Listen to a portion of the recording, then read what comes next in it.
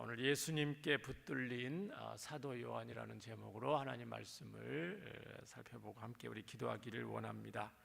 우리 하나님은 온 세상의 주인이시고요.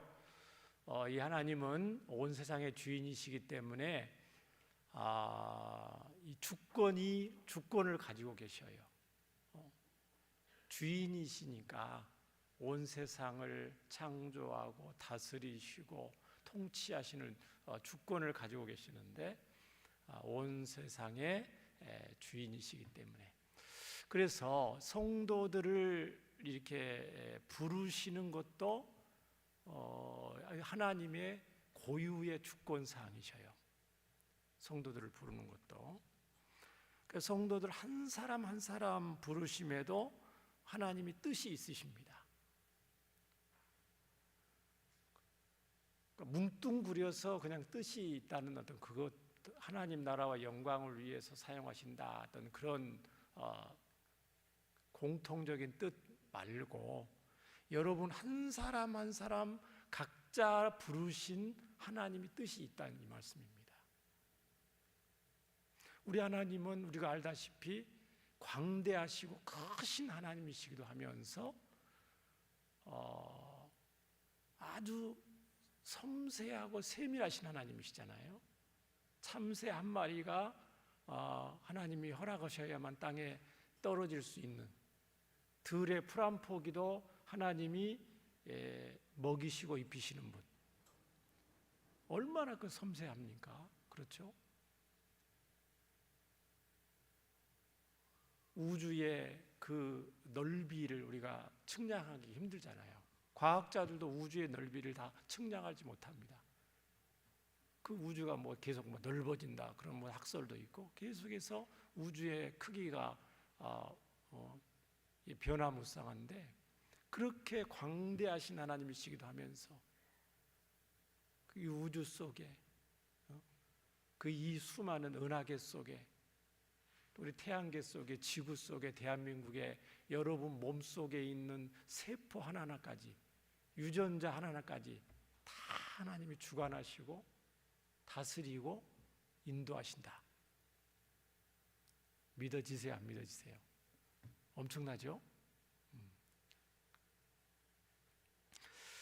근데 우리 하나님이 다 여러분에게 부르신 그 뜻이 있고 계획이 있어서 주권을 가지고 부르신다는 거죠. 그냥 아무나 부르신 거 아니에요. 자, 고린도전서 1장 1절을 보면은 하나님께서 이렇게 이런 말씀을 바울 사도를 통해서 하신 적이 있습니다. 예수의 사도로 바울과 소수대네가 부름을 받았는데 무엇에 따라 부름을 받았다고요? 하나님의 뜻을 따라서. 하나님의 뜻을 따라서 부름을 받았다. 자, 로마서 1장 7절에도 이렇게 있습니다. 사랑하는 로마 성도들, 바울과 같은 대사도만 하나님이 부르셨을까? 그것 아니라 이 말이죠. 그것도 하나님이 부르셨지만 로마에서 하나님의 사랑하심을 받고 뭐로 부름을 받아요? 성도로 부르심을 받은 모든 자에게라고 그랬어요. 로마 교회 성도들 한 사람 한 사람을 하나님이 부르셨는데 왜 부르셨다고요?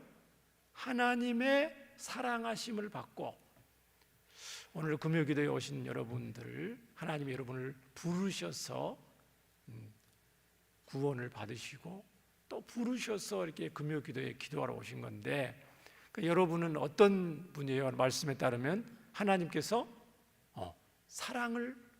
여러분 사랑받는 분들이에요. 이 부르심은 하나님의 소명을 말하는데, 여러분을 한 사람 한 사람 하나님은 심히 사랑하셔서 부르셨다는 거예요. 로마서 8장 28절에도 동일한 구절이, 우리가 잘 아는 구절인데 어떻게 되어 있냐면, 모든 것을 협력해서 선을 이루는데 어떤 자들에게 선을 이루시냐면은, 협력해서 우리가 알거니와 하나님을 사랑하는 자 곧 그의 뜻대로 부르심을 입은 자들. 아까는 하나님의 사랑을 받는 자들이라고 그랬어요, 성도들은. 그런데 그 하나님의 사랑을 받는 성도들은 이제 하나님의 사랑을 받았으니까 우리 성도들도 하나님을 사랑해요. 그렇죠? 근데 그 하나님을 사랑하는 자가 어떤 사람이라고요? 그의 뜻대로 하나님의 주권적인 뜻 가운데 하나님이 불러주셨다, 이렇게 말씀을 하고 있습니다. 그래서 뜻대로 부르심을 입은 자들이죠. 자들, 복수잖아요. 그러니까 저와 여러분 모든 사람들, 하나님의 부르심을 받은 모든 사람들은 하나님의 특별한 사랑을 받은 자들이라고 이렇게 성경은 확정을 하고 있습니다. 그래서 아까 우리 찬양했던 것처럼 로마서 11장 29절에 우리 한번 읽어보겠습니다. 시작. 하나님의 은사와 부르심에는 후회하심이 없느니라. 우리가 구원은 하나님의 은사, 선물이잖아요. 하나님이 저희들을 구원하시고 하나님을 우리가 부르시면은 후회함이 없다. 그러니까 후회함이 없다는 뭐예요? 우리가 때로는 실수를 하고 우리가 내가 정말 구원받은 성도가 맞는가? 때로는 또 하나님이 나를 정말 사랑하고 계시는 게 맞는가? 이 일이 잘 안 풀리고 속상한 일도 많이 일어나고 답답하고 우울하고 때로는 그럴 때도 있는데, 그렇다고 해서 하나님이 정말 나를 사랑하시는 거 맞는가? 나를 정말 부르시는 거 맞는가? 하나님 나를 부르셨다면 나를 인도하실 건데 정말 인도하신 것이 맞는가? 그런 의심을 할 필요가 전혀 없다는 겁니다. 얼마나 든든한 말씀입니까? 자, 예수님께서는 이제 오늘 12제자를 부르셨습니다. 인간적으로 12제자 우리가 알듯이 한 사람 한 사람 면모를 우리가 다 살펴보진 않았지만은 부족함이 많아요. 1차적으로 예수님이 12제자를 부르는데 12제자를 부르신다 그러면 예수님이 창세기부터 지금 예수님 이제 오실 때까지 기다렸잖아요. 인류 구원 역사를 위해서 수천 년 동안 기다렸으니까 이제 예수님이 짠 하고 오셔서 인류를 구원하고 인류를 죄 가운데 구원하고 하나님의 거룩한 뜻을 이루시려고 지금 일을 하시는데 제일 먼저 하는 게 이제 제자들을 부르시는 건데, 그러면 우리가 인간적으로 생각할 때 훌륭한 사람을 부르는 게 쉽죠? 훌륭한 사람을 불러서 자격이 되고 아주 엘리트 중에 엘리트들을 선별해서 예수님께서 딱 불러서 멋지게 훈련을 딱 해서 세상으로 딱 보내면은 빨리 하나님이 원하시는 복음이 널리 강력하게 전파될 수 있을 거라고 생각이 들잖아요. 그런데 예수님은 우리가 알다시피 갈릴리 어부들을 부르셔요. 어부 출신들이 많고, 어부들은 사실 어떤 이렇게 막 학식이 뛰어나고 그런 거 아니거든요. 그래서 예수님 제자들이 나중에 사도들이 됐는데도 그 바리새인 서기관들이라든가 그 당시 있던 사람들이 아니 그 베드로와 요한이 설교하는 걸 듣고 야, 별 볼 일 없는 사람들이었는 걸 우리가 분명히 알고 있는데 저렇게 능력 있게 말씀을 선포하고 그런 거 보니까 야, 놀랍다, 의아해할 정도였다는 거죠. 그러니까 사실 사람들이 별로 알아주지 않는 사람들이었어요. 또 누가 있어요? 고작이야 제자들 중에서 제일 똑똑한 사람이 누구예요? 그나마 제일 똑똑한 사람이 직업이 뭐였어요? 여러분이 세리, 마태가 똑똑한 축에 속하죠. 그 당시 이제 세무 공무원이니까 아무튼 그러니까 마태. 그 다음에 열심당원 같은 사람들도 있었잖아요. 로마의 식민지로부터 우리를 해방시키기 위해서 우리가 가만히 있어서는 안 된다. 들고 일어나야 된다 하면서 그랬던 시위를 주도하고 참여했던 그런 시몬 같은 사람도 있고, 그러니까 다양한 배경, 어쨌든 제자들 성격도 다양한데, 근데 하나님이 우리 예수님이 귀하게 사용하시는 것을 볼 수가 있습니다.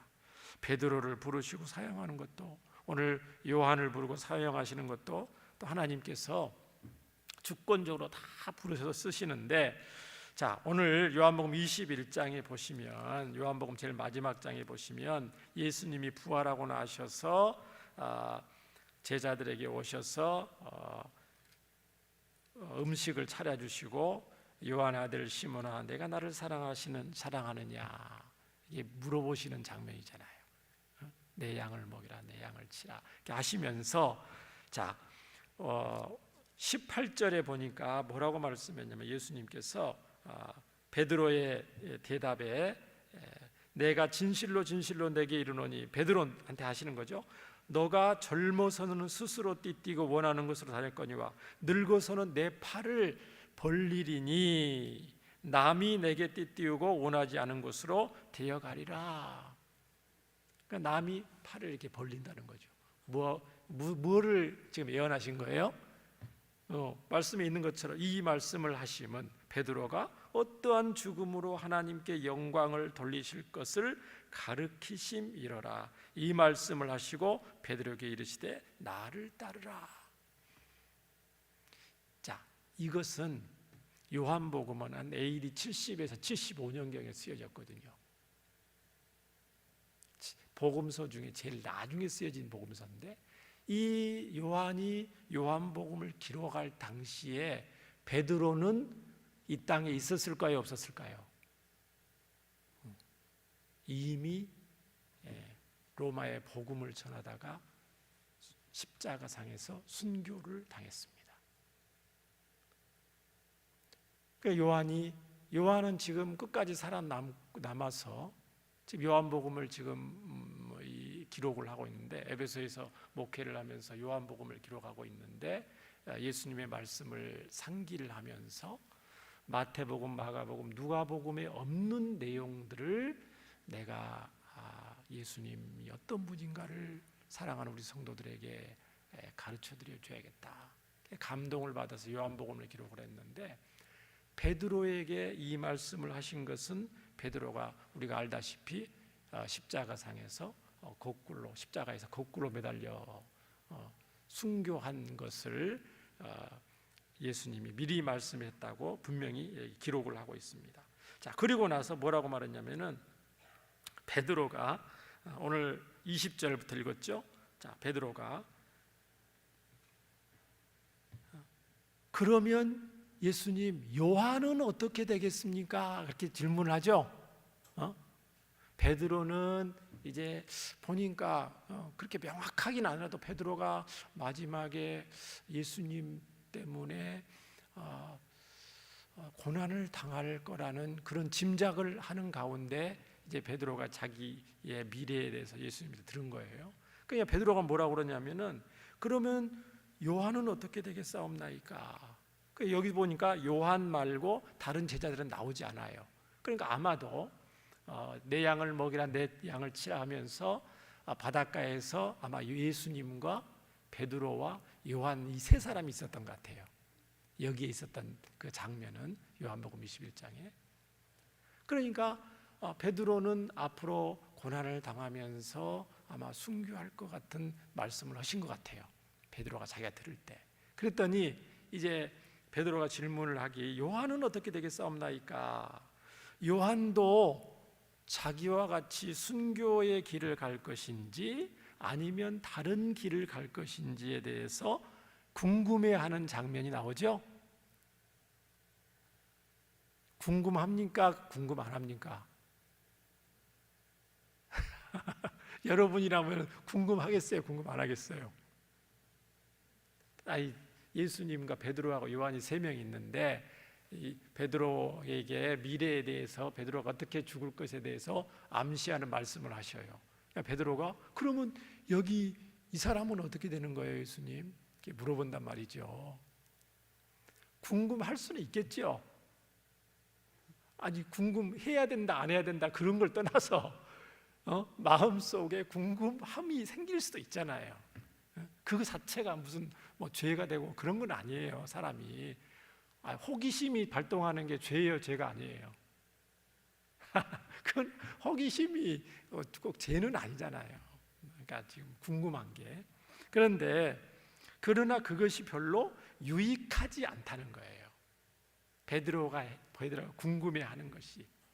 그러니까 마음에 문득 저 사람은 어떻게 되지? 마음속으로 궁금해할 수는 있는데 떠오르는 거니까 그것에 대해서 굳이 요한의 미래에 대해서, 장래에 대해서 예수님께 질문을 해서 예수님이 뭐라고 대답하시는지 답을 받아야 될 정도가 아니라는 거예요.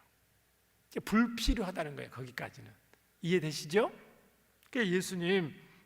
그래서 예수님은 22절에 이렇게 말씀을 하십니다. 우리 22절 한번 보실래요? 한번 예수님 뭐라고 말씀하는지 읽어보겠습니다. 시작. 예수께서 이르시되 내가 올 때까지 그를 머물게 하고자 할지라도 내게 무슨 상관이냐? 너는 나를 따르라 하시더라. 내가 올 때까지란 말은 보통 예수님 재림하실 때까지로 해석을 하면 안 되죠. 예수님이 재림하실 때까지 요한이 죽지 않고 살아 있을 거라는 그렇게 하면 말이 안 맞잖아요. 요한복음이 쓰여질 당시에는 많은 사람들이 그렇게 생각했습니다. 예수님 재림할 때까지 요한은 죽지 않을 거다.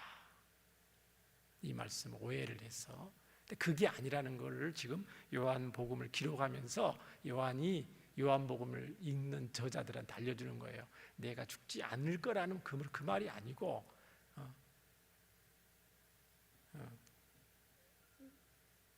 그를 머물게 하고자 할지라도 내게 무슨 상관이냐? 너는 나를 따르라 하시더라. 그 내용이더라 라고 하면 23절에 다시 한번 반복을 하고 있는 거죠.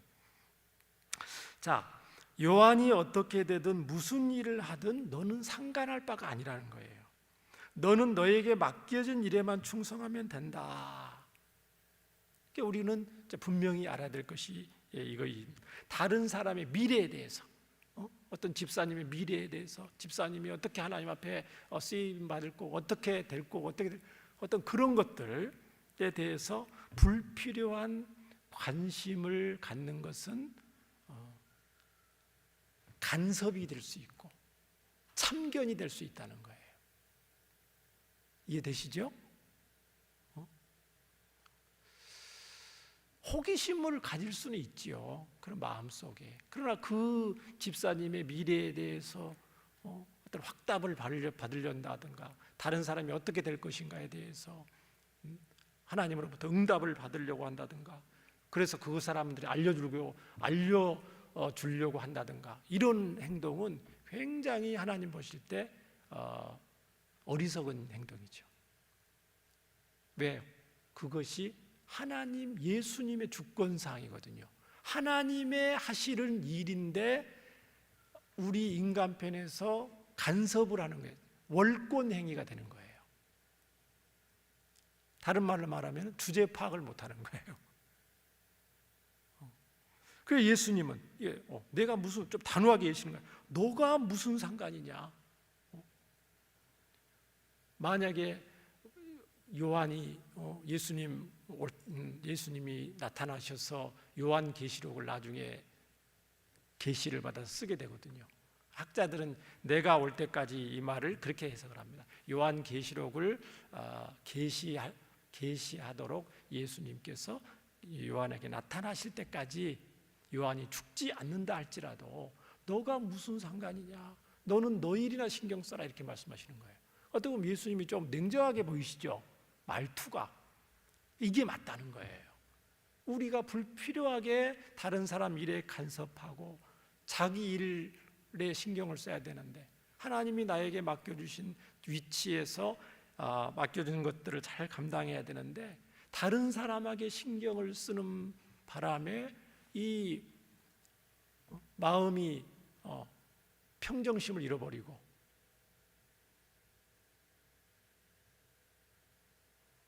그럴 수 있다는 거예요. 데살로니가전서 4장 11절에 보면은요. 자, 또 너희에게 명한 것 같이 조용히 자기 일을 하고 너희 손으로 일하기를 힘쓰라. 명령을 한 거예요. 하나님께서 바울 사도를 통해서 데살로니가 교회 성도들한테 데살로니가 교회 성도들은 굉장히 훌륭한 성도들입니다. 데살로니가 전서에 보면 훌륭한 성도들인데 이 하나님께서 바울 사도를 통해서 뭐라고 명령했냐면은 조용히 자기 일을 하고 너희 손으로 일하기를 힘쓰라. 조용히 자기 일을 하란 말은 무슨 말이에요? 남의 일에 지나치게 간섭하지 말라 이 말입니다. 남의 일에. 우리가 다른 사람에게 관심을 베풀고 사랑을 베풀고 그래야 된다고 성경은 말하는데 또 이런 구절에는 조용히 자기 일을 해라. 남의 일에 대해서 너무 이래쿵저래쿵 참견하지 말라 이런 말씀도 있어요. 자, 조금 더 심한 말을 성경에 기록되어 있는 것이 있는데 베드로전서 4장 15절입니다.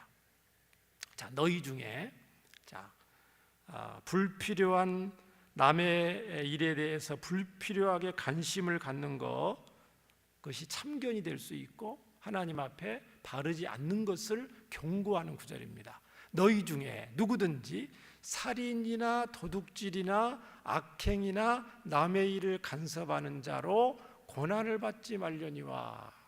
자, 화면은 그대로 두세요.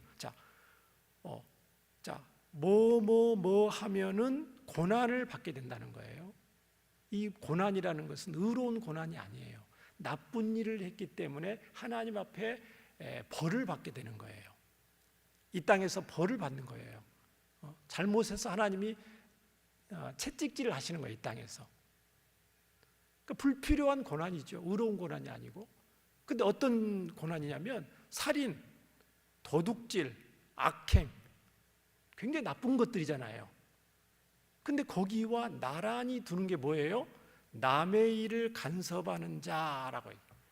와, 살인과 도둑질과 악행만큼이나 남의 일을 간섭하는 일이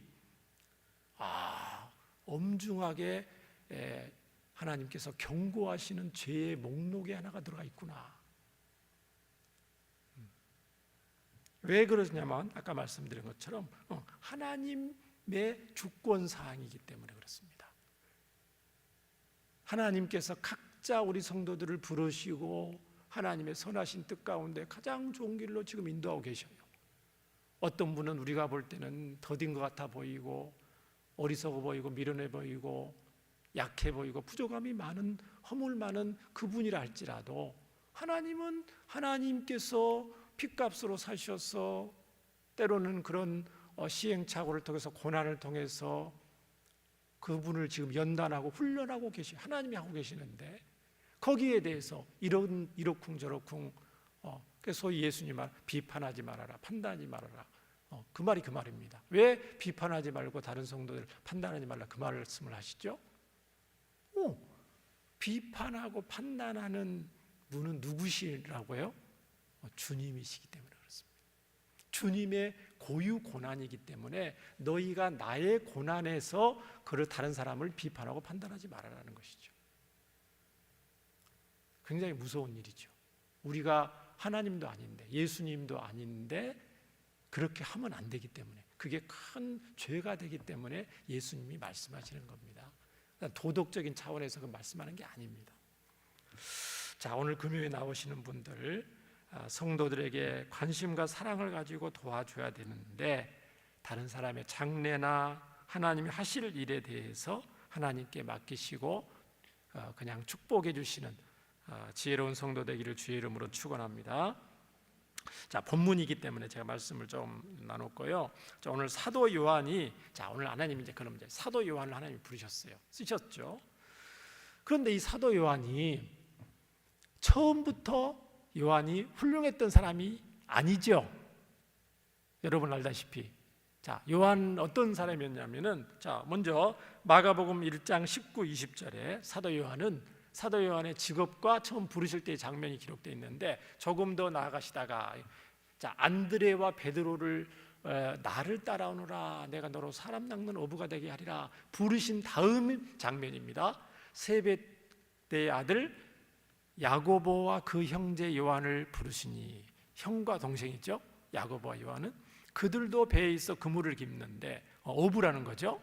곧 예수님 부르시니 그 아버지 세베대를 품꾼들과 함께 배에도 세배 아버지 요한 야고보와 요한의 아버지가 세베대인데 세베대에게 품꾼들이 있어요. 그러니까 요한과 야고보는 어부는 어부인데 굉장히 부잣집의 어부라는 걸 알 수가 있어요. 우리 아버지가 종들을 거느리고 지금 물고기를 잡고 있다는 거예요. 그러니까 상당히 부유한 집안에서 태어난 그런 배경을 가지고 있고요. 역시 직업은 어부였습니다. 자, 그 다음에 그러면 이 요한은 어떤 인격을 가지고 있었느냐? 마가복음 9장 38절의 기록을 보면은 자, 요한이 예수께 여짜오되, 예수님 부림받아서 제자로서 이제 활동하다가 기록된 본문입니다. 선생님, 우리를 따르지 않는 어떤 자가 주의 이름으로 귀신을 내쫓는 것을 우리가 봤고 우리를 따르지 아니함으로 금했습니다.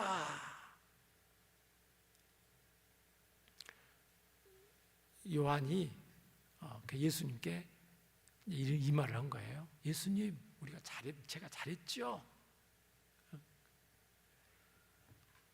제자 그룹에 속하지 않는, 우리 12제자에 속하지 않는 어떤 사람, 어떤 듣지도 보지도 못했던 사람인데요, 이름도 잘 모르는 사람인데 가만히 보니까 예수님 이름을 이용해서 귀신을 쫓아내는 장면을 봐서 우리가 그렇게 하지 말라고 금했습니다.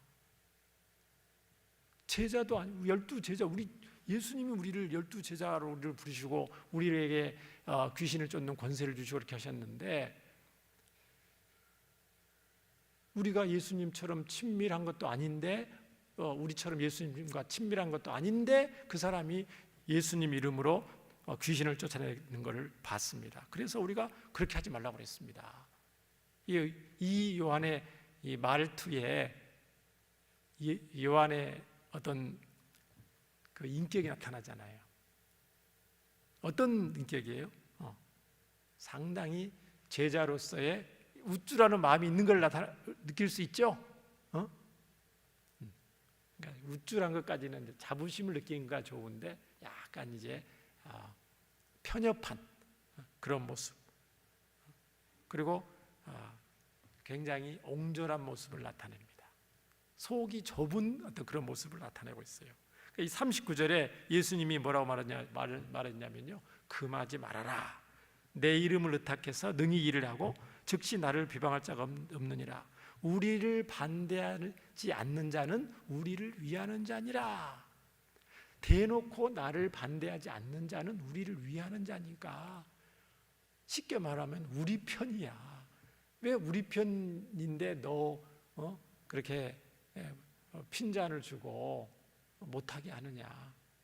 너희들을 내가 직접 제자로 불렀지만은 너희들 말고도 내가 다 사랑하고 너희들처럼 내 하나님 나라와 영광을 위해서 귀하게 쓰신다는 거죠. 그러니까 예수님은 벌써 이게 크신데, 그릇이 크신데, 요한은 굉장히 예수님 제자답지 못하게 그 옹졸한 모습을 보이는 것을 우리가 볼 수가 있습니다.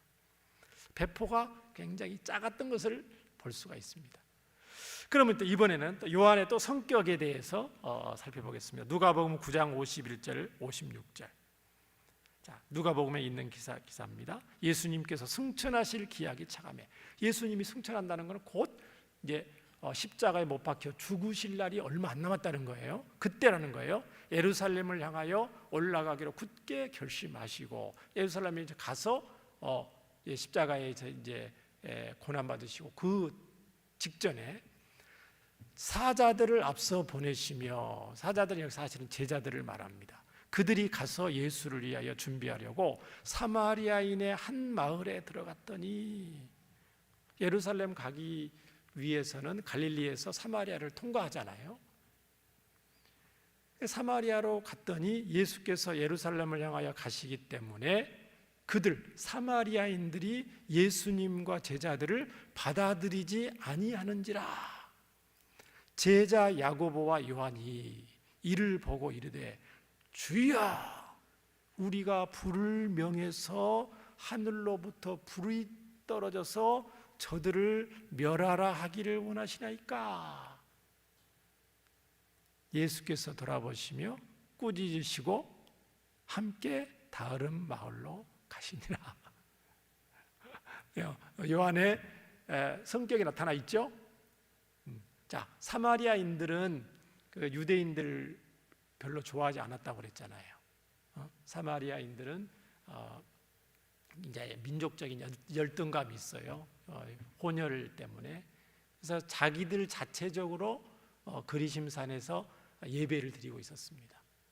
그러니까 유대인들은 예루살렘에서 예배를 드리기 때문에 갈릴리 지방에서 북쪽 갈릴리, 중간 사마리아, 남쪽 예루살렘이 있거든요. 그러면 사마리아를 통과를 해야 되는데 사마리아인들이 싫어해요.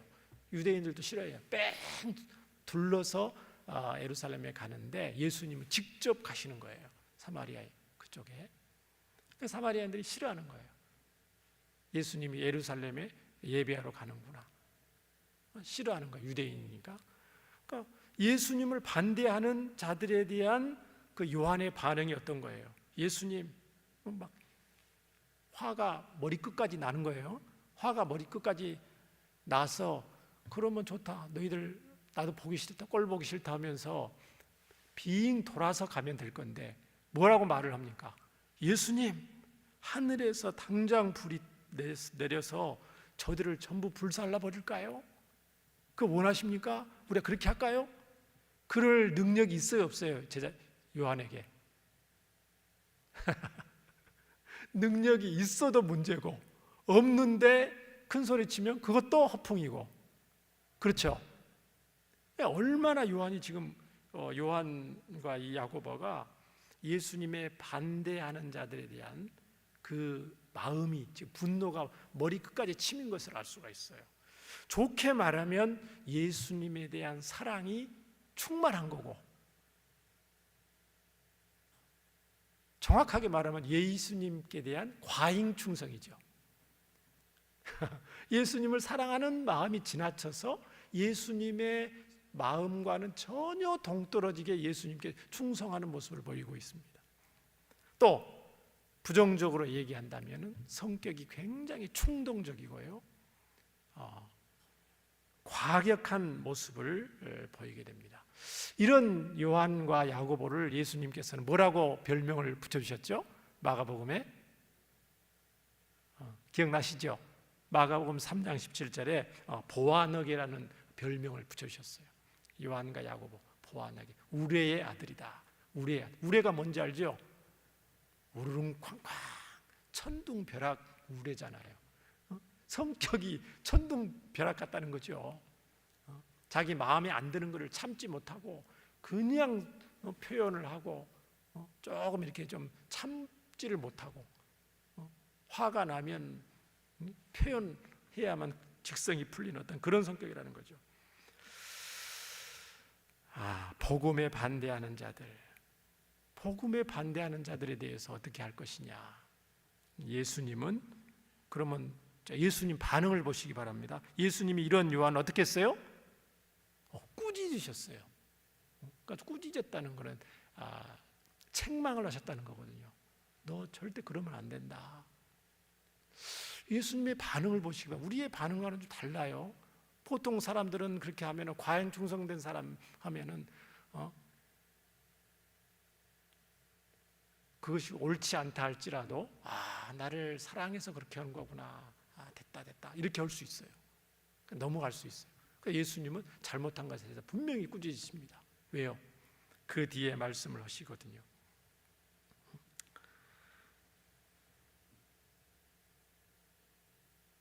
이런 예수님께서 이 사도 요한을 참아주시고 인내하시고 섬겨주셨다는 것을 알 수가 있습니다. 왜냐하면 나중에 요한이 완전히 다른 사람이 되기 때문에 이런 본문을 지금 대조해서 보는 겁니다. 얼마나 요한이 나중에 온유한 사랑의 사도가 됩니까? 여러분, 요한 사랑의 사도로 별명이 붙여지죠? 그런 사랑의 사도의 모습이에요. 사랑이 전혀 다르잖아요. 지금 아까 말했던 마가복음에 있는 어떤 옹졸하고 째째한 모습, 오늘 누가복음에 보면은 굉장히 과격하고 어떤 충동적이고 어떤 아무리 미워하는 사람이라고도 하늘에서 당장 불이 떨어. 이거는 뭘 의미하냐면 열왕기하 1장에 보면은요, 엘리사 선지자를 사마리아에서 명령을 내려가지고 이 엘리야 선지자를 체포하기 위해서 군사들을 보내는 장면이 나옵니다. 그때 하늘에서 불이 떨어져서 엘리야 선지자를 체포하려던 군사들이 다 불에 불살라 죽었죠. 그 장면을 지금 연상하거든요. 그랬던 것처럼 엘리야 선지자보다 더 뛰어난 우리 스승님을 이렇게 반대하다니, 엘리야 선지자를 잡으려 했던 그 군사들을 불살랐던 것처럼 저 사람들을 다 불태워 죽어서 본때를 보여줄까요? 이런 모습이거든요. 이런 모습이 저와 여러분에게 있어요, 없어요? 있죠. 우리를 반대하고, 더 나아가서 우리를 반대하는 것까지는 좋은데 복음에 대해서 반대하고 예수님에 대해서 반대하는 사람들에 대해서 우리가 어떻게 해야 될 것이냐. 굉장히 가격하게 발언을 하는 시대에 저와 여러분은 살고 있습니다. 굉장히 선동하는 것을, 예수님을 사랑한다는 미명하에, 복음을 사랑한다는 미명하에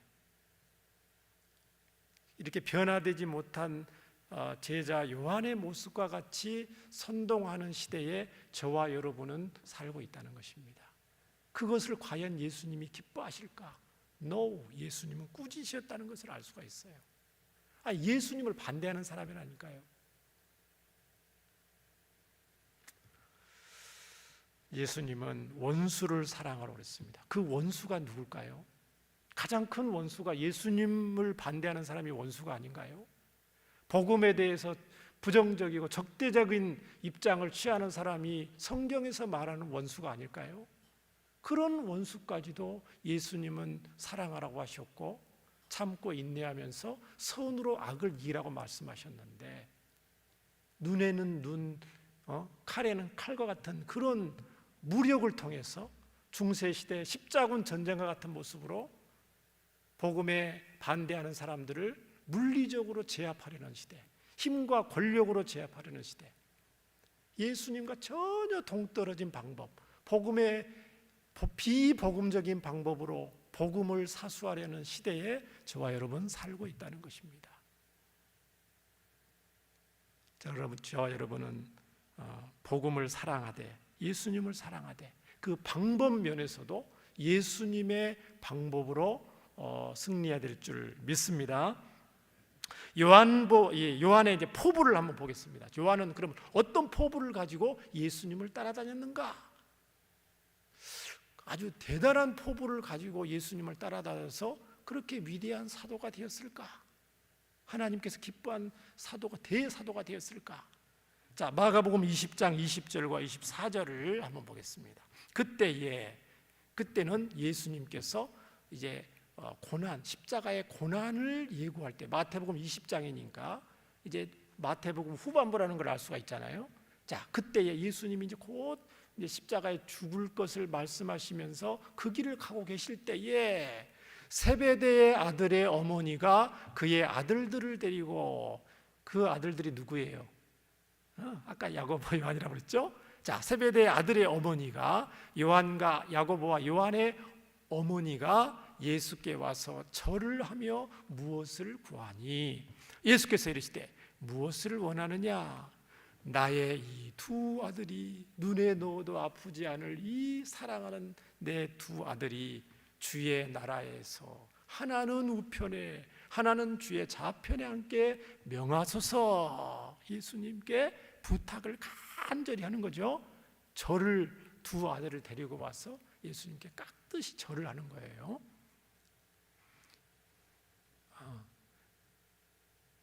예수님이 뭐라고 말씀하십니까? 너희는 너희가 구하는 것을 알지 못하는도다. 내가 마시려는 잔을 너희가 마실 수 있느냐? 그들이 말하되 할 수 있나이다. 야고보, 요한이 그렇게 했겠죠? 예수님 우편 좌편에 앉는 일이라면 우리가 무슨 일인데 못하겠습니까? 큰 소리 친 거예요. 예수님 뭐라 그래요? 가연 내 잔을 마시려니와. 이것들이 전혀 나의 의도를 이루어 꿀벌한데 먹어 이렇게 하지 않으셨고, 너 과연 내 잔을 마시려는 내 좌우편에 앉는 것은 내 소관이 아니고. 와, 이런 장면을 한번 보시기 바랍니다. 아니, 예수님인데 삼위일체 제2위의 하나님 예수님이거든요. 예수님은 사람의 모습이긴 하지만 하나님이시거든요. 그런데도 예수님은 자기 위치를 지키세요. 이것은 내 소관이 아니고 내 아버지께서 예비하셨던지 그들이 얻을 것이다. 예수님도 자기 위치를 지키면서 성자로서의 위치와 모습을 지키는데, 예수님의 제자들, 오늘날의 성도들이 얼마나 자기 위치를 지키지 못하고 남의 일에 참견을 하고 하나님 일에 대해서 월권을 행사하고 자기가 하나님도 아니면서 큰 소리질 얼마나 치는지 정말 부끄럽죠. 자, 24절. 10 제자가 듣고 두 형제에 대해서 어떻게 돼요? 기분이 좋겠어요? 안 좋겠어요? 또 여기거늘 계속해서 말씀하시는 거예요. 누구든지 너희 중에서 크고자 하는 자는 섬기는 자가 되어라.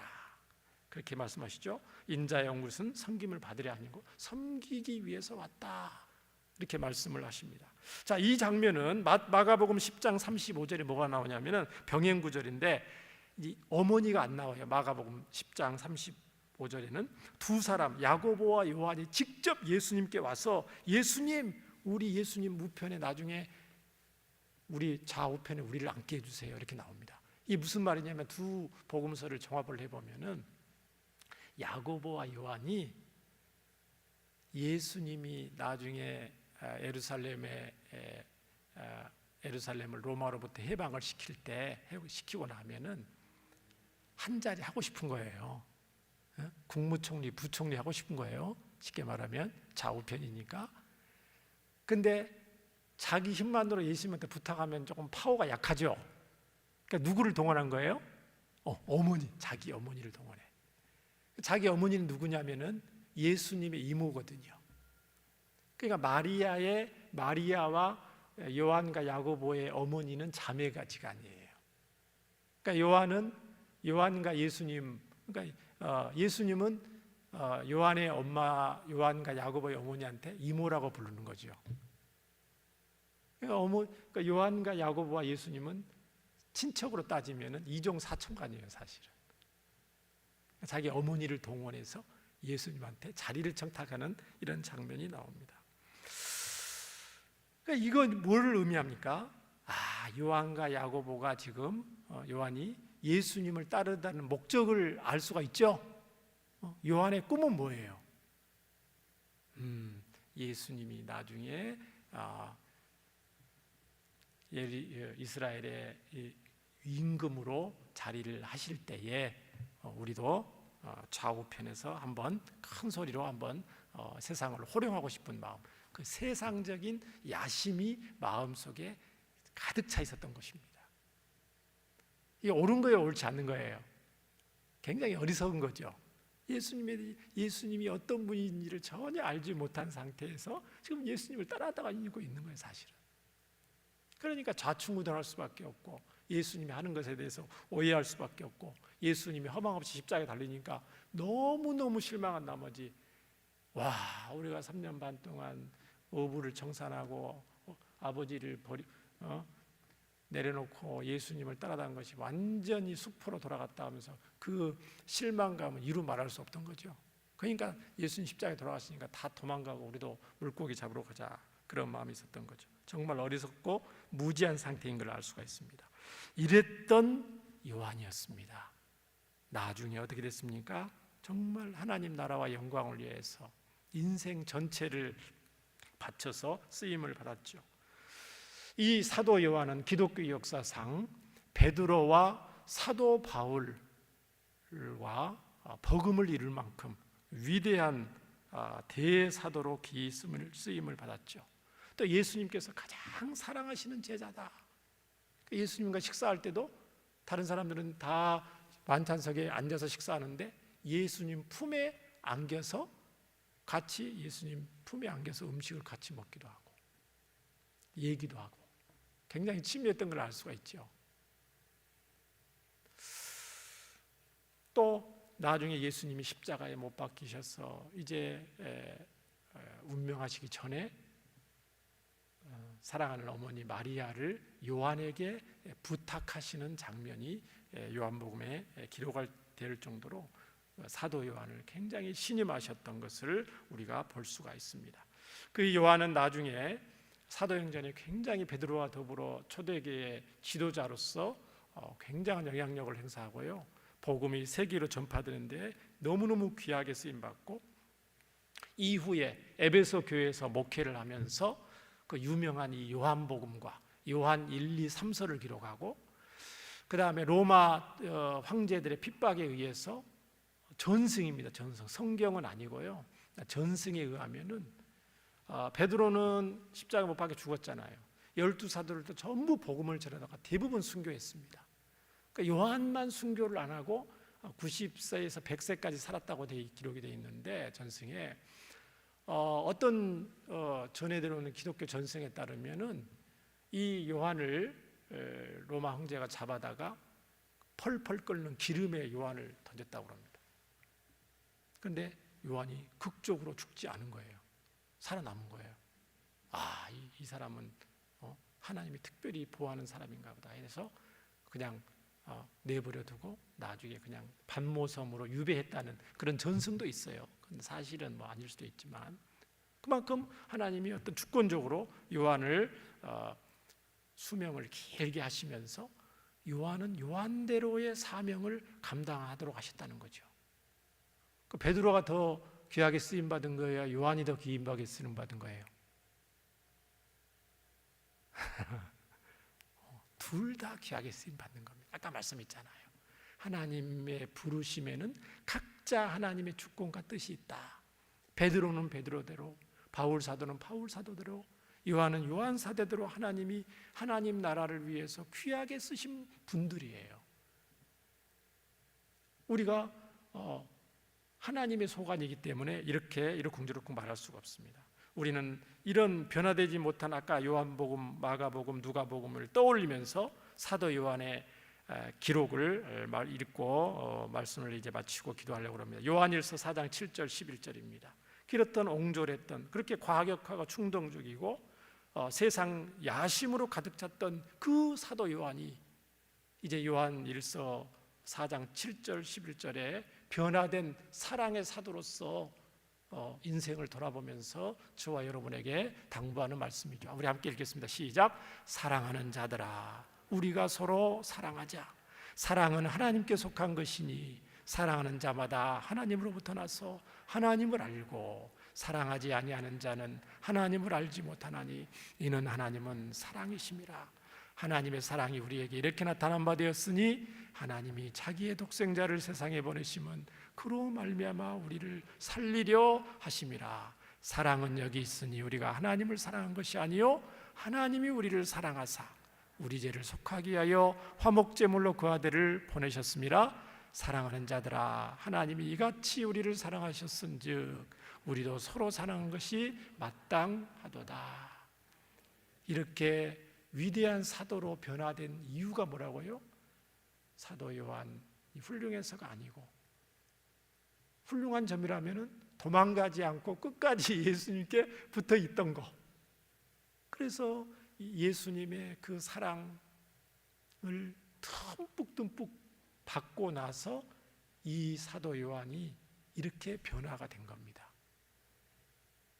세상 사람들은 사람은 고쳐 쓰는 것 아니다라는 속담을 하면서 사람들이 잘 바뀌지 않는 것에 대해서 얘기를 합니다. 바뀌지 않을 수도 있어요, 평생. 그러나 또 하나님이 하시면 사도 요한과 같이 엄청나게 하나님이 귀하게 쓰시는 그런 인물로 변화될 줄 믿습니다. 저와 여러분도 이 사도 요한과 같이 하나님께 붙들림 받아서 하나님처럼 가슴은 넓어지고 꿈은 하늘처럼 높고 정말 하나님께서 존귀하게 쓰임받는 복된 예수님의 종들로 쓰임받기를 주의 이름으로 축원합니다. 이 시간 우리 함께 기도할 것은요, 하나님, 부족하고 미련하고 어리석고 저희들도 너무나 속이 좁을 때가 많습니다. 하나님의 뜻을 다 헤아리지 못하고 살 때가 너무나 많은데 예수님께 정말 붙들려 살기를 원합니다. 하나님 나라 위에 저희들도 쓰임받게 해주셔요. 기도해 주시고요. 특별히 중보기도 요청이 들어왔습니다. 우리 부산교구의 우리 송숙자 집사님의 딸 최경진 청년이 있어요. 자매 들어보셨어요? 최경진 자매가 지금 그 부산의 부산대병원 중환자실에 있다고 그럽니다. 의식이 없는데 왜 그러냐면은 실수로 약물을 과다 복용을 했어요. 그래서 굉장히 의식이 없고 또 위중한 가운데 있다고 그럽니다. 굉장히 그 약물이 심장에 무리를 줄 수 있는 그 약물이라고 해서 지금 간절히 기도하고 있는 중이라고 합니다. 송숙자 집사님의 딸 최경진 자매님 위해서 여러분 꼭 기도해 주시기를 부탁드립니다. 우리 주여 부르면서 우리 말씀 붙잡으며 기도합니다. 주여, 은혜와 사랑이 많으신 하나님 아버지, 하나님께서 사도 요한 처음부터 훌륭했던 것은 아니고 굉장히 속이 좁고 옹졸하고 성격도 충동적이고 과격했던 인물이었습니다. 하나님, 또 예수님을 순수한 마음으로 따르기보다는 인간적인 야심과 욕심이 가득한 채 예수님 통해서 한 자리 해보려는 그런 마음으로 따랐지만, 그럼에도 불구하고 이런 사도 요한을 예수님이 사랑으로 감싸주시고 사랑으로 함께해 주시고 붙잡아 주셔서 사랑의 사도, 위대한 요한 사도가 되었습니다. 주여, 저희들도 저 요한 사도 이상으로 어리석고 부족하고 속이 좁고 미련할 때가 많은 저희들입니다. 그럼에도 불구하고 주님께서 붙잡아 주시면은 하나님 나라와 영광을 위하여 저희들도 귀하게 쓰임 받을 수 있음을 믿습니다. 낙심하지 않게 하시고 하나님의 부르심에 감사하면서 묵묵히 맡겨진 사명 감당하는 저희들 되게 해주셔서 하나님, 저희들도 이 땅에 사는 동안 주님 나라와 영광을 위하여 귀하게 쓰임받게 하여 주옵소서. 사랑하는 주님께서 최경진 우리 청년을 주님 긍휼히 여겨주시고 하나님, 또 위중한 가운데 중환자실에 있다고 합니다. 주님께서 능하신 손으로 어루만져 주셔서 모든 약물의 부작용으로부터 하나님 귀한 우리 청년을 지켜보호하여 주시고 생명의 주관자 되신 하나님께서 함께하여 주셔서 다시금 의식을 되찾고 회복할 수 있도록 주여 함께하여 주시옵기를 간절히 원합니다. 어머니의 기도를 들어주시고 우리 성도들의 간구와 기도에 응답해 주셔서 사랑하는 주님 귀한 딸을 지키시고 보호하시고 다시